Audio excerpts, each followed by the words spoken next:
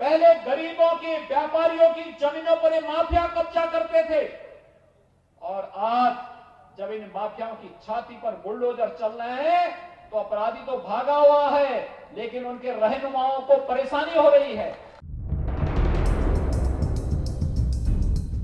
फर्रुखाबाद बौद्ध तीर्थ स्थल संकसा स्थित प्राथमिक स्वास्थ्य केंद्र पहुंचकर मुख्यमंत्री योगी आदित्यनाथ ने अखिलेश यादव का नाम लिए बगैर उन पर पलटवार किया। उन्होंने कहा कि 2017 से पहले भूमाफिया जमीनों पर कब्जा करते थे और अब जब माफियाओं की छाती पर बुलडोजर चल रहे हैं तो उनके रहनुमाओं के पेट में दर्द हो रहा है। दरअसल शनिवार को अखिलेश यादव ने एक कार्यक्रम में कहा था कि बुलडोजर वाली नीति बीजेपी वालों को महंगी पड़ेगी।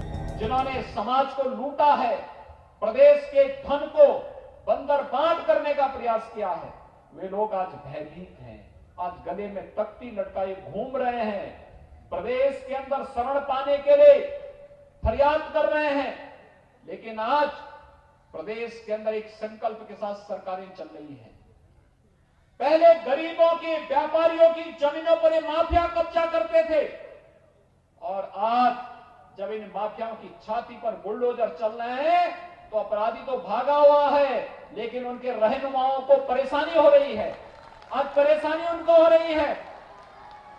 उनको परेशानी तब नहीं होती थी जब किसी गरीब और किसी व्यापारी, किसी सामान्य नागरिक की जमीन पर कोई माफिया, कोई अपराधी कब्जा करता था।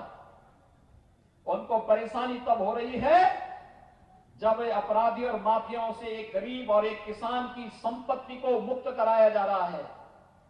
एक व्यापारी की संपत्ति को जब किसी माफिया से मुक्त कराया जा रहा है, जब किसी सार्वजनिक संपत्ति को किसी भू माफिया से मुक्त कराया जा रहा है, तो फिर इन माफिया और इन पेशेवर अपराधियों के रहनुमाओं को आज बुरा लग रहा है। आज इनमें एक छटपटाहट है और छटपटाहट इस बात की कि इनके जो गुर्गे हैं, वे गुर्गे या तो आज जान की भीख मांगते हुए घूमते हुए फिर रहे हैं, या फिर उनके गुर्गों के छाती में जब सरकार का बुलडोजर चल रहा है तो उनके अंदर स्वयं भी भय है कि कहीं ये बुलडोजर उनकी ओर न घूम जाए।